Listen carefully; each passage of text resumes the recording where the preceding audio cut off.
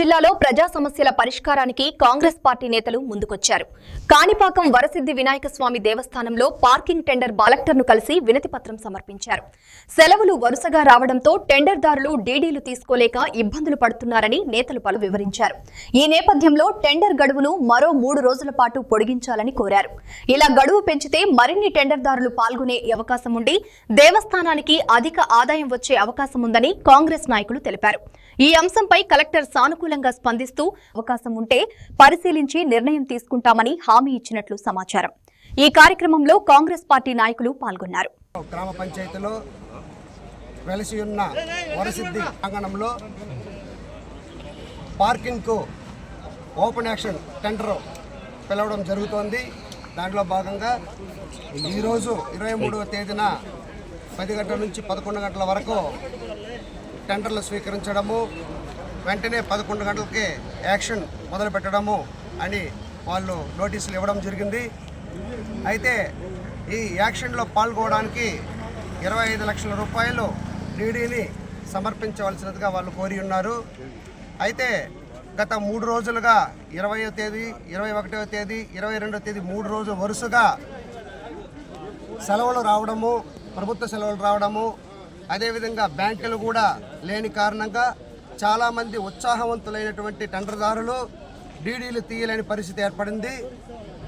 దీనిని దృష్టిలో పెట్టుకొని యాజమాన్యం మరొక 3 రోజులు దీని గడువుని పెంచవలసినదిగా మేము కోరి ప్రార్థించాము. ఇదే విషయాన్ని చిత్తూరు జిల్లా కలెక్టర్ వర్యులకి ఈరోజు మేము అర్జీ రూపంలో సమర్పించాము. ఈ టెండర్ విషయంలో ఎటువంటి గోల్మాళ్ళు జరగకుండా, ఎటువంటి అవకతవకలు జరగకుండా ఉండాలంటే, మరి చాలామంది ఈ టెండర్లో పాల్గొనాలంటే మరి ఇంకొక 3 రోజులు గడువు దినాలు పెంచవలసిందిగా మేము కోరాము.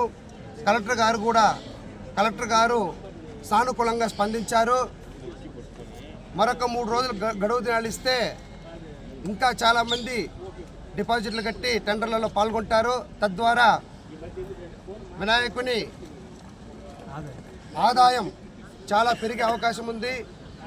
దేవస్థానానికి మంచి ఆదాయం వస్తే అభివృద్ధి బాటలో నడుస్తుందన్నటువంటి ఉద్దేశంతో మేమందరం కాంగ్రెస్ పార్టీ తరఫున కలెక్టర్ గారిని కోరి ప్రార్థించాము. కాంగ్రెస్ పార్టీ ప్రతి సోమవారం కూడా ప్రజా సమస్యలపైన నిలబడి వాళ్ళ సమస్యల్ని, ఏదైతే ఎక్కువ పెద్ద సమస్య ఉందో ప్రజల దగ్గర వాళ్ళు కష్టపడి వాళ్ళు తిరిగినా కూడా స్పందించకుండా ఏదైతే సమస్యలు ఉంటాయో ఆ సమస్యల్ని కాంగ్రెస్ పార్టీ కలెక్టర్ గారి దృష్టికి అయితేనేమి, ఎంఆర్ఓ గారి దృష్టికి అయితేనేమి, పోలీసుల దృష్టికి అయితేనేమి, రెవెన్యూ వాళ్ళకైతే ఏమి, కరెంట్ వాళ్ళకైతే ఏమి, ఏదైనా సరే సమస్య వచ్చినప్పుడు కాంగ్రెస్ పార్టీ ముందుకు నిలబడి ఆ సమస్య పైన పోరాడేదానికి సిద్ధంగా ఉందని తెలియజేయడానికి నేను స్వాగతిస్తా ఉన్నాను.